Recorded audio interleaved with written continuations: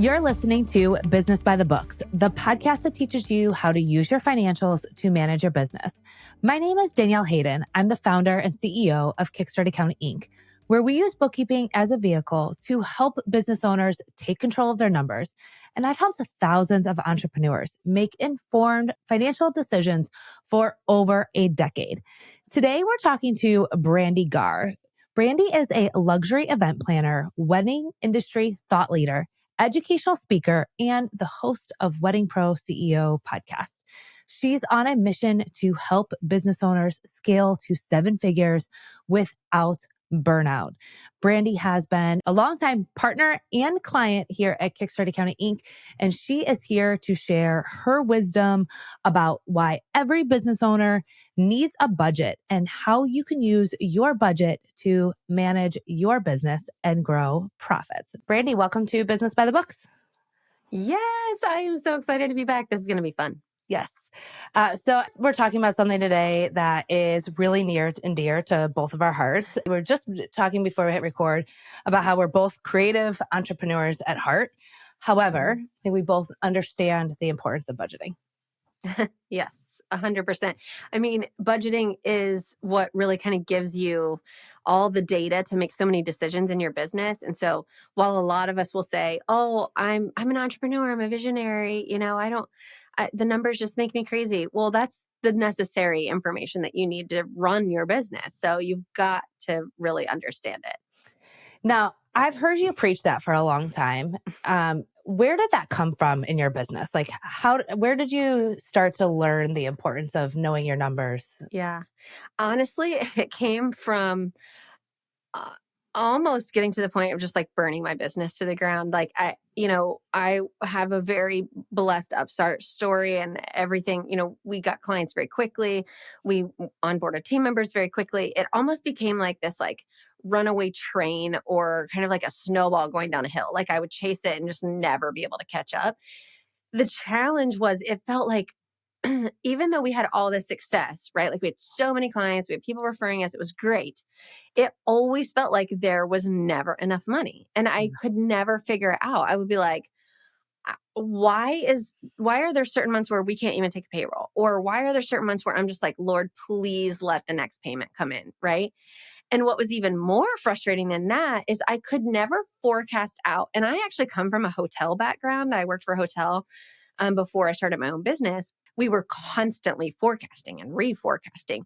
And so I was like, why can't I ever figure out how much we are going to make in 6 months if, we're in a business where our clients typically book us 6 to 12 months out? Why can't I figure out how much we're going to make in 6 months?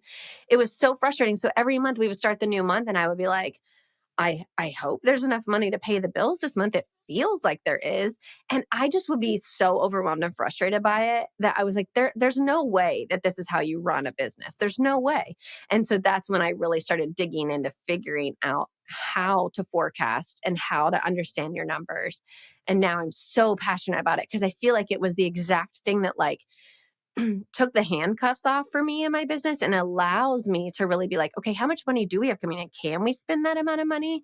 Do we need to pull back? So that's really where that all comes from. I'm glad you said took the handcuffs off of you, because I think that a lot of creatives, when they think about budgeting, they think I'm being handcuffed. Like, yeah.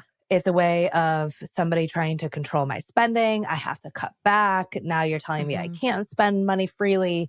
So I think most people hear budget and they turn off and they think they're being handcuffed.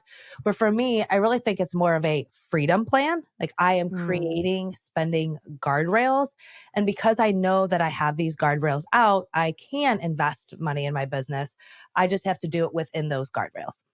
Yeah, that's exactly right. I think, so often a lot of us get that shiny object syndrome, right? You like see a new course or a mastermind or a summit that you want to go to, or even a new piece of equipment. And, when you don't have a budget, you really have no idea whether you can afford it or not. And what's really interesting, so I'm in the wedding space, right? And in Orlando, in Florida, or really the South, our highest seasons are spring and fall. So what happens is we go through spring and we're like, we are amazing. Like we Yeah, we have are so having much the best money. year. Yes, we have so much money. Like your bank account is growing. That's also when we have the highest bookings. So it's just, first quarter is always just like stuff the bank account. The challenge with that is summer is coming. And what happens is then everyone ends up skipping payroll in the summer. I was so guilty of this for years and years and years. Like we would barely be able to pay our mortgage in the summer. And the reason for that is because we didn't understand how to forecast. So here we are in the high months thinking like we're ballers and we'd be out like, we can get a new computer, we can invest in that summit, we can go invest in that coach. And then summer will come and we'd be like, we're screwed. Like we have no money. And then it also makes you like resent your business to some degree during those months as well. You're like, what am I doing wrong? I'm a failure. So it becomes this roller coaster that's really not fun to ride, when in reality, if you just understood how to budget, you would know how much you needed to save in those high months to cover low months. And then when you actually did have an overage, you'd know that was available for spending additional if you needed something. Yeah, I think one of the biggest things that I hear from business owners is that mindset of I'm not enough. Like I'm not good enough. I'm not big enough. I don't do enough. And that mindset just kind of bleeds over. And when you're having those low summer months, when it's really just a seasonality, we actually experienced the seasonality at Kickstart too over the summer. And every year, every summer, I'm like, I know it's coming. And then we're there and I'm like, it just doesn't feel good to be here. But It doesn't. I'm not punishing myself, right? Like I'm not like, shame on you. You aren't good enough. There's something wrong with this business. It's just a function of the business rather than defining me as a business owner or my business. Yeah. I mean, as a business owner too, you have to understand that, unless you're doing your business for funsies, you likely count on a certain amount of money to be paid into your house, right? Like, I mean, there's lots of people in my space who obviously create a business just for like vacation money. And if that's your thing, that's great. But when you're trying to build a business that supports at least a portion of your household, you have to be able to count on a certain amount of money to come in. And when you have to just skip 3 or 4 payrolls in the summer, your kids are out of school. That's when you're able to take vacations. But here you are, like not even able to take your payroll, barely able to pay your mortgage. There's no worse feeling. Like we went through multiple summers like this. And I actually can vividly remember the summer we swore it wouldn't happen again. My husband and I don't think I've ever felt so defeated. Like we had already had a vacation planned and paid for that we paid for in the spring.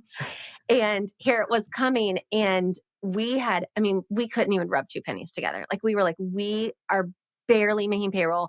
We certainly aren't paying ourselves. There's no way we have spending money, right? And it was just that feeling of like, what happened? Like how did we get here? And then feeling stupid. It just made me feel so stupid. And in reality, we made plenty of money when you looked at the year as a whole. It was just those peaks and valleys. And so for me, budgeting has allowed us to really have that freedom. One, we don't miss payroll. Honestly, I don't even fear missing payroll anymore, which I feel like I need to knock on wood somewhere. But knock on wood. I'm like, oh, I don't fear missing payroll anymore. Whereas before, it was always like, well, we can always just skip our payroll. But my business supports our entire household. My husband works for us as well, as you know. So it's not an option for us to just skip payroll. Like we wouldn't be able to pay bills, right? So that's what I want entrepreneurs to understand is like, one, you are a cost of your business and there's a certain amount of money that you have to allocate from your business to cover your own like living. But then also just if you had a budget and you understood where your money was going, you wouldn't have those high peaks and those low valleys and have that mental unrest that comes with it. All right, let's talk about the difference between budgeting and year-end goal setting and, September, October, that is a traditional budget planning season. However, there's another kind of high wave around the new year, but it almost sounds like that's more goal setting than budgeting. So how do you work with your community and how do you treat those two as different? Yeah, that's a great question because they are super different. I tend to be very much like rah, rah, like, let's go, you can blow it out of the water. But I also want to be very realistic, mainly because we are working with people's finances, right? And I'm like, okay, but like, let's set your budget on realism here. And then we can always set a bigger goal. So we do budget setting in my community in September and October. We do it every single year. We do it live with all of our members. And what we're really looking at is, okay, have we performed the first 3 quarters of the year? Like, what data do we have to support what we think that we can do next year? So we're looking at everything from sales history year over year. We're looking at cash in the bank year over year, expenses. Have expenses gone up or down? One of the things I really like to talk about that's not a goal, I think this very much fits within budget, is are there any things that you want to be able to do next year that you weren't able to do this year? Is there a conference that you've had your eye on? Is there a, are you hoping to bring on a VA? Is whatever it is that you think, I really want to do that. Okay, well, let's plug it into your budget and let's see if it makes sense. Like, will it fit in the budget? So that's what we're really working through. And then what revenue is realistic? So that's why we're pulling multiple years of history, not just revenue history, but also what have your sales been year over year? Let's make sure every single month we know what was the value of the packages that you sold. Did you increase your prices? What are all those things that go into it? So I really want them to understand where they're finding these numbers from. And then that way we can look. And when we get to the bottom, it's, well, do we have an overage or are we in the negative? Because we don't want to start the budget in the negative. That's a problem, right? When we lay Yeah. it all out, that's like the gut check at the end. But I love that you even do the revenue because one thing that we hear with our clients that, I'm going to grow by 40% this year. Awesome. I'm so excited for you. I can't wait to watch that happen. But if you grew by 10% last year, what is going to happen this year that you're suddenly going to grow by 40%? And if we don't have heavy, heavy dollars allocated to marketing and advertising, we're likely not going to have that type of growth. Yes, that is exactly. A lot of my community members, when they first come in, it's so funny because I am 100% data driven. Like any question they ask me, I'm like, well, what do your numbers tell you? Whether that's, conversion rates or their revenue, what do your dollars tell you? Or what do your numbers tell you? So the same thing is true here, where it's like, they'll come into the program and they'll be like, okay, so what's the typical growth marker that you put on every year? I'm like, there isn't a typical growth marker. We want to look at your history. Like, what has your history shown that you're able to do? And then also, is there something that you've done in your business that's going to help you to have massive growth? I was actually just working with a photography student that we have in our program a few minutes before this call, and I was dying. I was like, you guys, because their revenue has significantly grown year over year. And they're already way above pace for next year than they were this year at this time. And they're like, so we were thinking like $10,000 more that we do in revenue. I'm like, wait a second. Why would Oh, you think you would under only do? budgeting. Yes, I see Okay. that so often too. I think it can go either way where students will be like, well, I'm afraid. And I'm like, but the data is telling you you've already outbooked what you did this year. So why wouldn't you increase? And the problem goes just the same with under budgeting is now you sit on a massive amount of profit at the end of the year that you didn't spend all year long because you were afraid the whole year. And now you've got a tax problem, right? You've got to figure out all these things to spend money on. So I think it can go both ways. And that's why it always has to come back to the data. Like, what is your data telling you? Yeah. Using that growth year over year to apply that to this year. Now, one thing that we do differently for some of our clients is the reforecasting. Because you mentioned a few times that throughout the year, things change. And if year over year, you are progressing faster.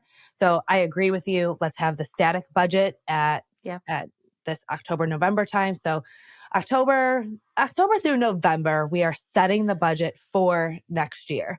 Yes. And then once we get to the new year, we might have some lofty goals, but those are different than how we're going to plan our spending. The one thing that I want to encourage people to do is keep reforecasting throughout the year. And that's why we started offering CFO services, because we want to help people. I know that sounds overwhelming. Like Danielle, I only want to budget once. I'm not reforecasting. No, you have to watch it all year long. Yes. Because if things are going really well and your income has doubled, but you're still spending according to the budget, you'll still end up in that same situation. So I think kind of base is like, every single one of us as business owners, let's all commit to having a budget, right? Like that's like the base. Yes. 2 is like, all right, New Year's, we can have a lofty goal, like somewhere like a high sales goal, something that we want to aim towards.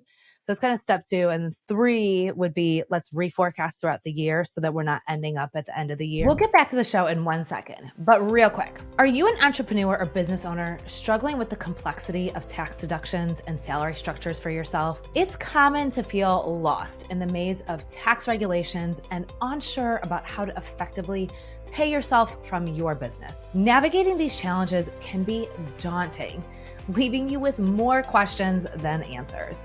But what if there's a way to simplify this process, ensuring you maximize your deductions and set up the most beneficial compensation strategy for yourself? That's exactly what our guide on the top tax deductions for every business owner and how to pay yourself as a business owner are for. These resources are designed to demystify the essentials, helping you understand and leverage tax deductions, and outline a clear, effective strategy for your salary as a business owner. Through these guides, you'll learn the key deductions you shouldn't miss, strategies for tax-efficient salary and owner's draws, and much more, ensuring you're financially optimized and compliant. So if you're ready to take control of your financial health with confidence, head over to kickstartaccountinginc.com/gift or click the link in the show notes and download your free resources today.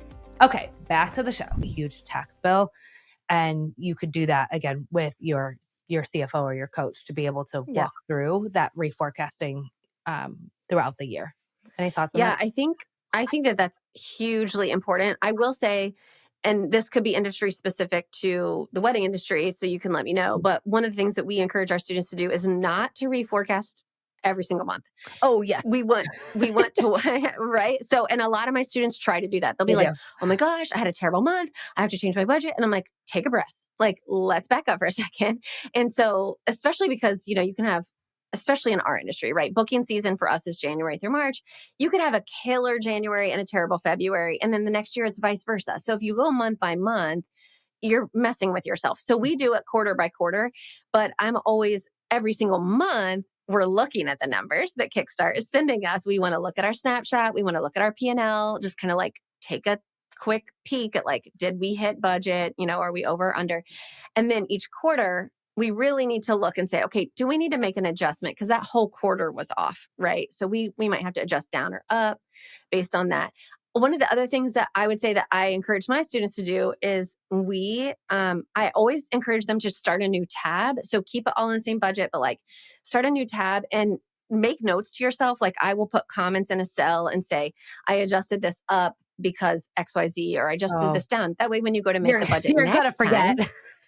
I know, right. And so when you go to make the budget next time, you can see, well, this year or last year at the same time, I thought this was going to happen, but then I had to reforecast in quarter 2 because XYZ happened, right? So it kind of helps you to know, just to get better at it every single year so that it's not so hard every year. Yeah.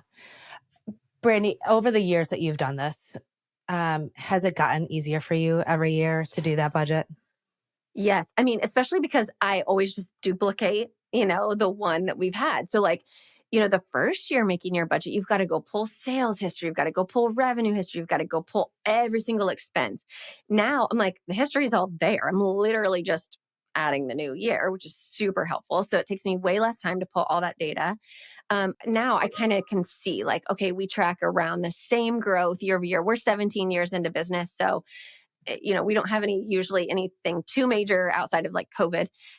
So there's not too many changes to like payroll and things like that. So it gets a lot easier every single time. That's what I try to tell my students too. I'm like, it gets easier. The first year's the hardest by far. And then how do you think it changes when you are in high growth mode, right? Like we're not all in the same season, right? So some of us are in a season where we are in high growth mode. We really want to have that hockey stick revenue.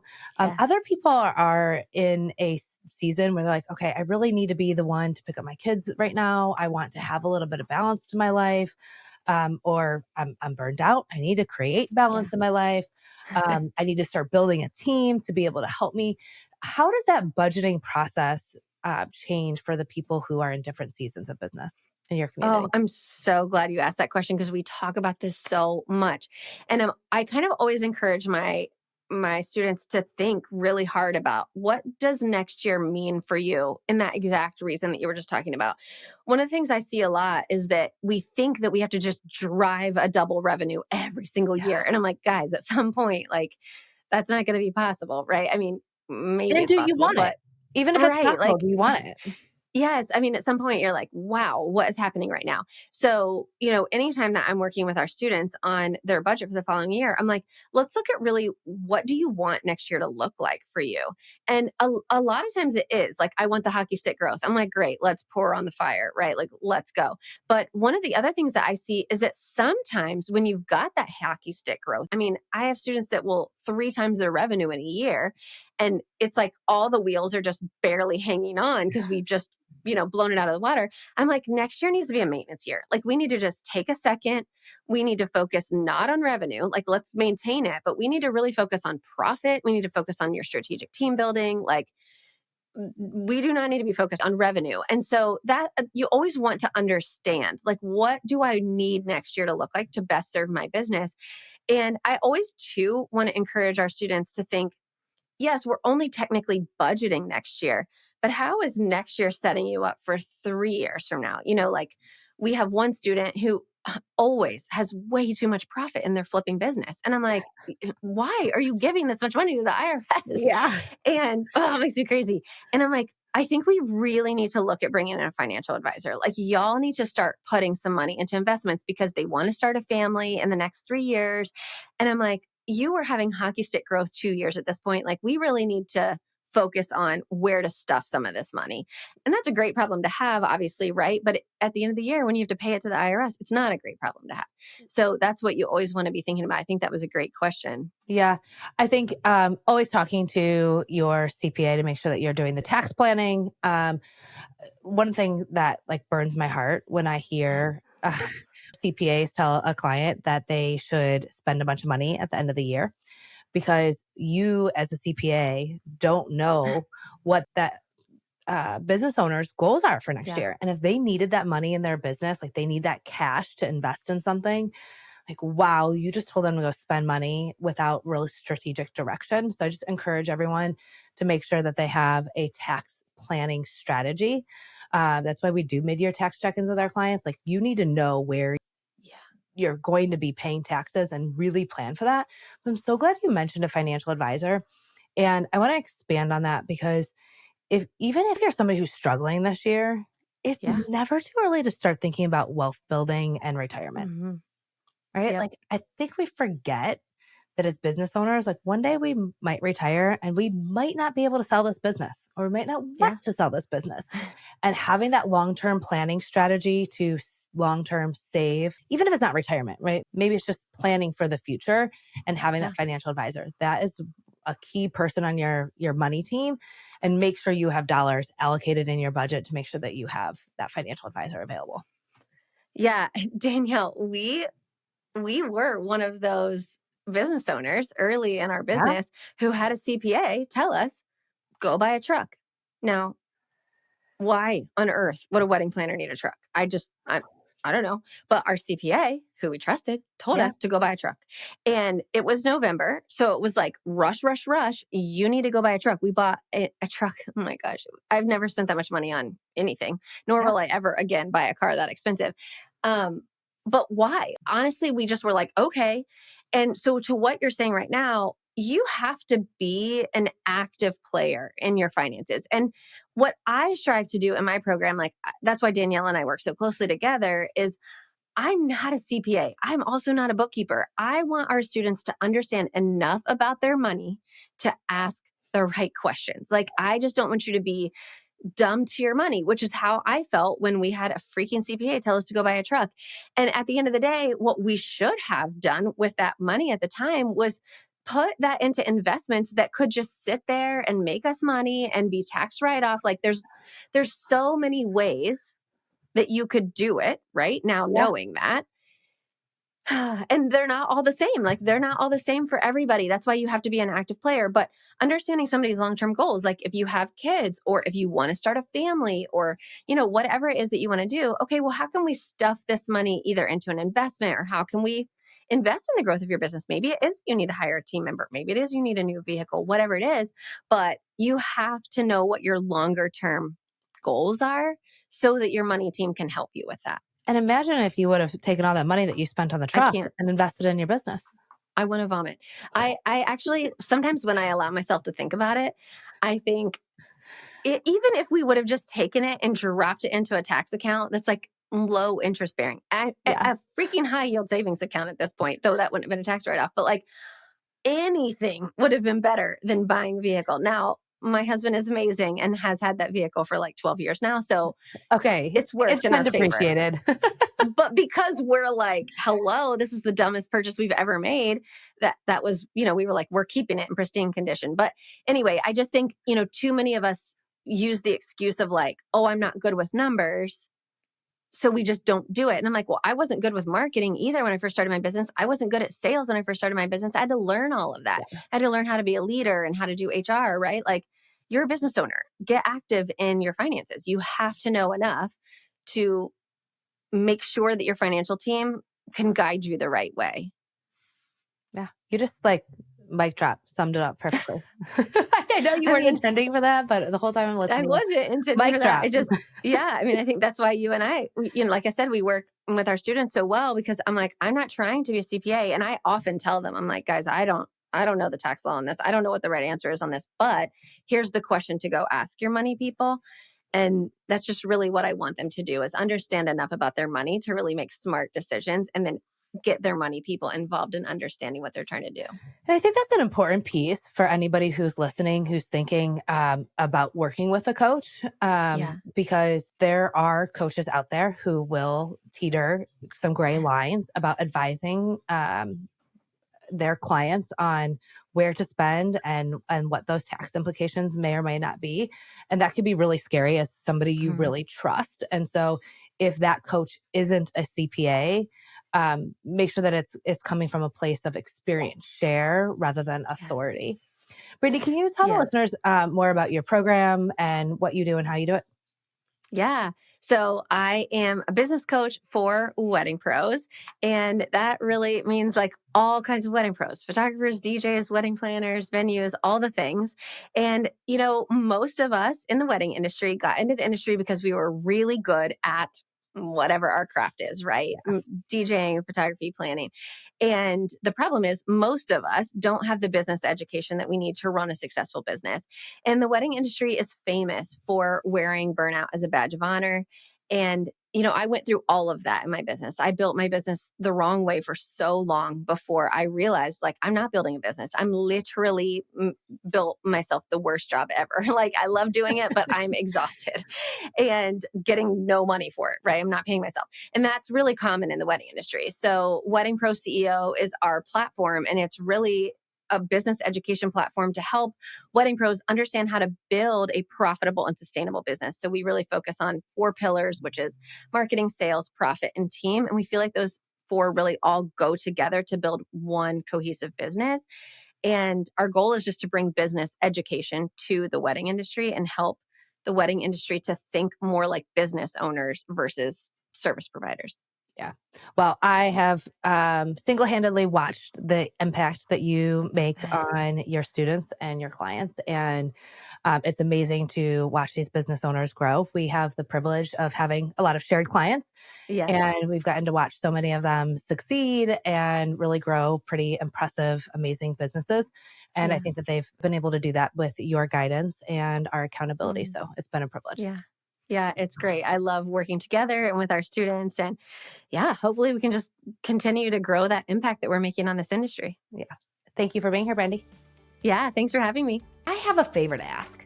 If you have gotten any value from this show and you want the show to continue to grow and keep providing you with strategies for financial growth and efficiency, simply leave us a rating and review if you're listening on Apple or Spotify. Those reviews really go a long way in attracting more listeners, and honestly, they really make my day. So if you're feeling up to it, we'd love to see a rating and review from you.